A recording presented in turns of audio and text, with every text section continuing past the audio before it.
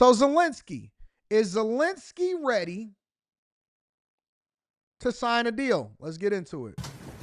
Tonight, Ukrainian President Volodymyr Zelensky saying he would be open to restarting dialogue with President Trump and is ready to sign a critical minerals deal with the U.S. This after Zelensky turned his focus toward more than a dozen European leaders. This is a once-in-a-generation moment for the security of Europe. French President Emmanuel Macron and British Prime Minister Keir Starmer announcing today they will now work on a draft Ukraine-Russia peace proposal. We've agreed that the UK, France and others will work with Ukraine on a plan to stop the fighting.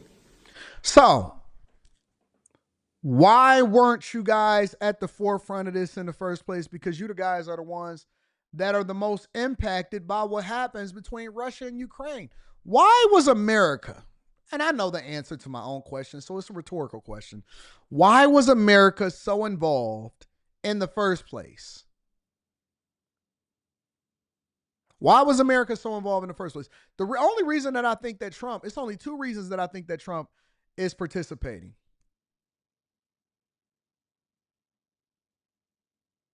It's only two reasons that I think that Trump is participating in this thing in the first place. A, to get our money back, because we need all of our dollars. The one thing about Trump is he's shaking down everybody and we need all of our dollars. That's one. Two, is because I think that it continues to solidify his legacy. Because if he's able to get world peace and stop this war, what it does is it continues to solidify his legacy. But honestly, outside of whatever kickbacks that was happening with the Democratic warmongering faction that we had going on, I don't see where we get any benefit out of this.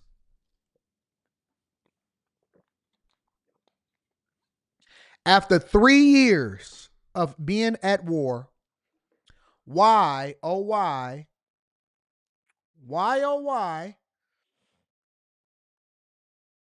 were we involved in this in the first place is what I'm trying to understand. Why were we so gung-ho about participating? Shouldn't Europe, wouldn't Europe be at the forefront of this in the first place? Why was we giving all of our military resources? Why was we donating 85% of the payments to NATO? I mean, I understand strategic alliances, but it's too one-sided. Hey, man, that's your people. If I see you homeless, right?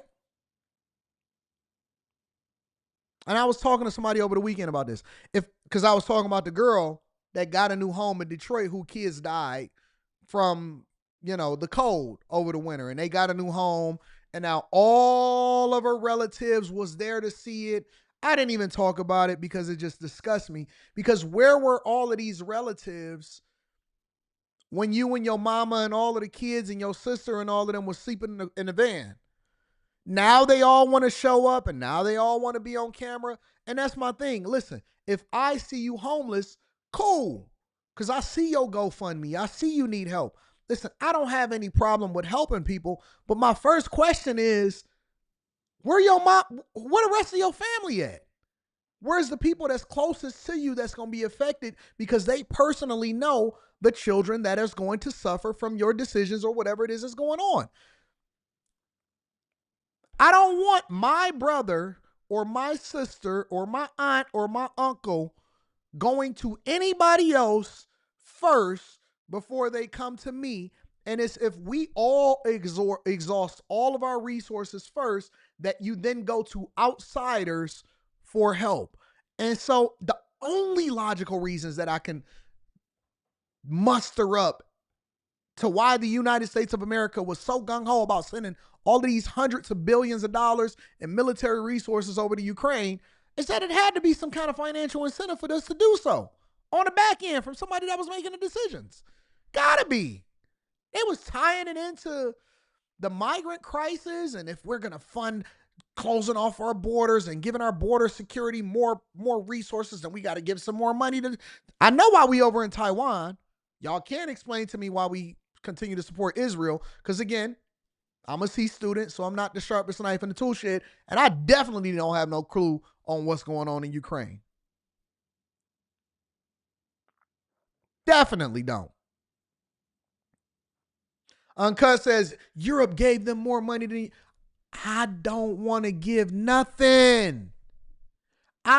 What incentive do we have is my question.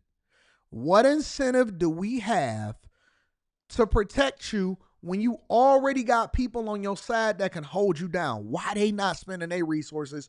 Why are we exhausting our resources? And why are we running up the federal deficit? And why are we giving all of this money over to immigrants? And why are we giving all of this money to U.S.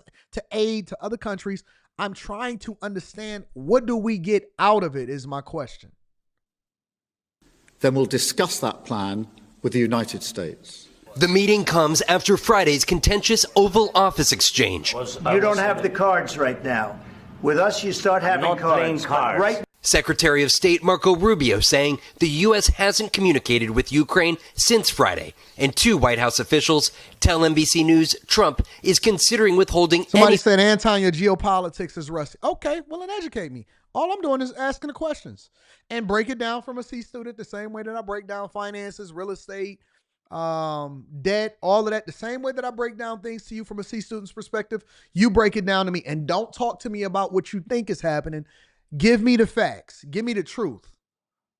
Because we can all come up with a theory. We can all try to figure it out. We can all mix it up. Zelenskyy, I'll get to that in a minute. Future military and financial aid. That's what Zelenskyy did, unfortunately, is he found every opportunity to try to Ukraine-splain on every issue. The contrast in Europe's approach, stark. Starmer saying he told Trump by phone this weekend about Europe's plans to now take the lead in initiating a deal. A spokesperson for the Kremlin in remarks published today hailing Trump's skepticism of the current world order, saying, quote, the new administration is rapidly changing all foreign policy configurations. This largely coincides with our vision. Democratic Senator Chris Murphy blasting the White House's handling of negotiations. Now the White House has become an arm of the Kremlin. Meanwhile, Vice President Vance's ski trip to Vermont drawing hundreds of demonstrators, some holding Ukrainian flags in support of the country. Americans now also fractured over the path forward, as some congressional Republicans increasingly question Zelenskyy. Either he needs to come to his senses and come back to the table in gratitude, or someone else needs to lead the country to do that. Vaughn Hilliard is joining us near the president's Mar-a-Lago home in Florida. And Vaughn, all of this comes as the president prepares for a big speech to the nation this week. Hallie, that's right. We expect the president to address the war during that speech to Congress, but his own national security advisor just today expressed skepticism that the U.S. could get Russia and Ukraine both back to the negotiating table. Hallie? Let me pivot. Let me look at it from another lens. I want to look at it from Fox's lens. I like to use multiple different sources so that I can hopefully come to my own conclusion. And let's start right here where we left things on Friday. Ukrainian President Zelenskyy now says, hey, I'm ready to sign that minerals deal with the United States. This despite his heated confrontation, I'm sure you saw it, with President Trump and Vice President Vance in the Oval Office on Friday afternoon. Madeline Rivera is live in Washington with the latest for us. Hey, Maddie.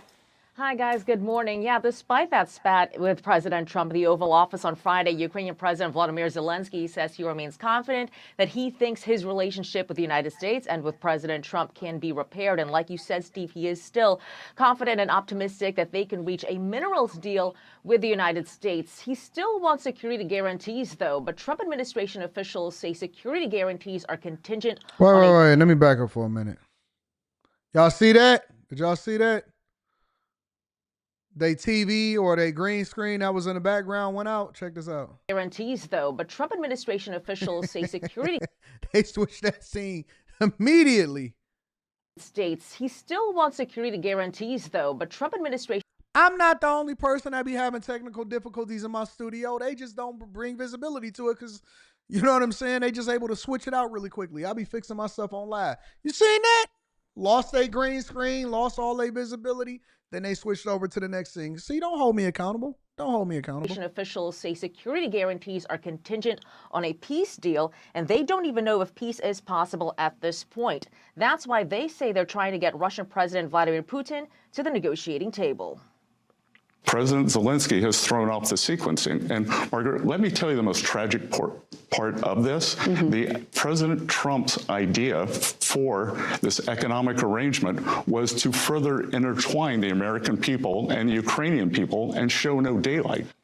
Treasury Secretary Scott Bessent says a minerals deal is currently off the table. To get it back on track, some Republicans and U.S. officials say a major reset is necessary, and they argue that task falls on Zelensky. Something has to change. Either he needs to come to his senses and come back to the table in gratitude, or someone else needs to lead the country to do that. I mean, it's up to the Ukrainians to figure that out. European leaders are grappling with the fallout after holding a summit with other European leaders in London over the weekend. UK Prime Minister Keir Starmer announced the outlines of a plan to end the war. The Associated Press reports the proposal would keep aid flowing to Ukraine and continue to arm them from any future Russian invasion. Starmer reportedly says the UK is ready to put boots on the ground and planes in the air, but the plan would still need U.S. support. Nope. No. Nope. Nope. Nope. Nope. All of this for one man. For one man. Now they talking about boots on the ground and planes in the air. No, absolutely not. Nope. Under no circumstances. And that's just why I stand with President Trump. Because the thing that Trump was preaching the whole time, people missed the message because they were so caught up in all of the, going back and forth and the macho and the ego and the bravado and the fact that Vance was holding Trump down, Trump was holding Vance down, and they said what they said. And then they gave the lunch that they were supposed to have over to the staffers. No. I know that Democrats, and we're going to get to AOC and Jasmine Crockett, and I want to get all of their perspectives and all of that. No, I'm not willing to send one U.S. troop with my tax dollars, not one plane, not one nothing over to Ukraine when this could be it. Dog, we could have had a ceasefire on Friday. When we was watching it live, we could have had a ceasefire on Friday. Now they talking about, we need U.S. support because we might have to go boots on the ground. Hey, get out of here, bro. Get out of here, bro. We not doing that. Nope. Not fighting no wars that's not ours. I'm not doing it. I don't believe in it. And this is what Democrats want. This is what the warmongers want. This is what the people that's going to profit from it want. They want this nonsense, bro. Europe must do the heavy lifting. But to support peace in our continent and to succeed, this effort must have strong U.S. backing. French President Emmanuel Macron spoke to another French outlet where he suggested handle it yourself. That a limited month-long truce may be possible in Ukraine, and he said troops could be deployed at a later stage. Lauren, Steve, Ryan, and Ainsley. So, Maddie. Nah, fam. Listen. Y'all go it alone.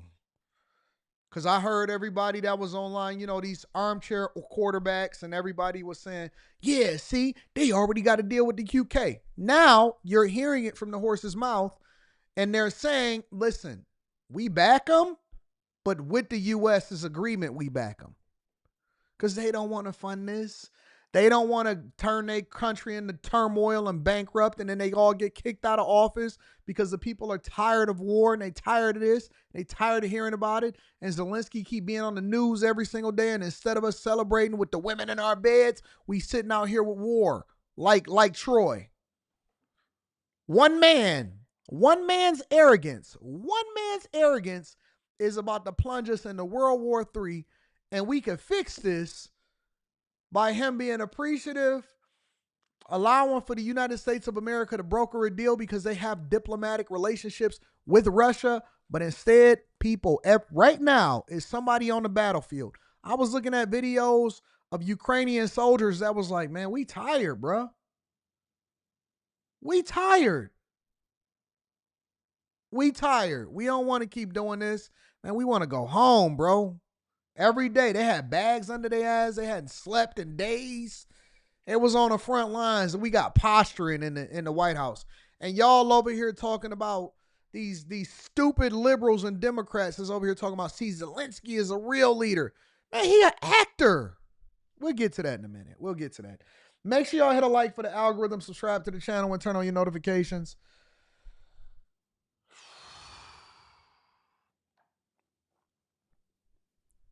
I don't get it. I genuinely don't get it.